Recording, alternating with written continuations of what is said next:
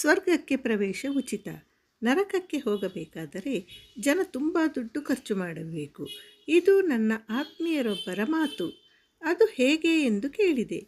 ಅವರು ಒಮ್ಮೆ ನಕ್ಕು ಹೀಗೆ ಹೇಳಿದರು: ಪಾನೀಯಗಳನ್ನು ಕುಡಿಯಲು ಹಣ ಬೇಕು, ಸಿಗರೇಟು ಬೀಡಿ ಸೇದಲು ಹಣ ಬೇಕು, ಪಾಪದ ಕೆಟ್ಟ ಕಾರ್ಯ ಮಾಡಲು, ಪಾಪದ ಜೊತೆ ಪಯಣಿಸಲು ಹಣ ಬೇಕು, ಹೀಗೆ ಇನ್ನೂ ಏನೋ ಏನು. ಇದೆಲ್ಲವನ್ನು ಮಾಡಿ ನರಕಕ್ಕೆ ಹೋಗುವ ದಾರಿ ತಿಳಿದುಕೊಳ್ಳುತ್ತದೆ.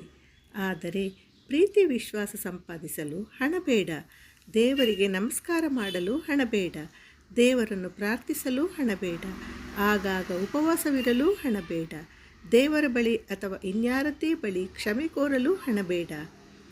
ನಮ್ಮ ಮಾತಿನಲ್ಲಿ, ನಡೆಯಲ್ಲಿ ಕರುಣೆ, ಸಹಾನುಭೂತಿ, ಮಾನವೀಯತೆ ತೋರಿಸಲು ಹಣ ಬೇಡ. ಇದರಿಂದ ಸ್ವರ್ಗದ ಬಾಗಿಲು ತೆರೆದುಕೊಳ್ಳುತ್ತದೆ.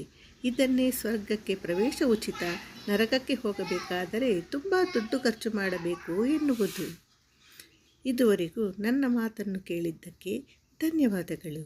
ದಯವಿಟ್ಟು ನಮ್ಮ ಚಾನಲನ್ನು ಲೈಕ್ ಮಾಡಿ, ಶೇರ್ ಮಾಡಿ, ಸಬ್ಸ್ಕ್ರೈಬ್ ಮಾಡಿ, ಪ್ರೋತ್ಸಾಹಿಸಿ.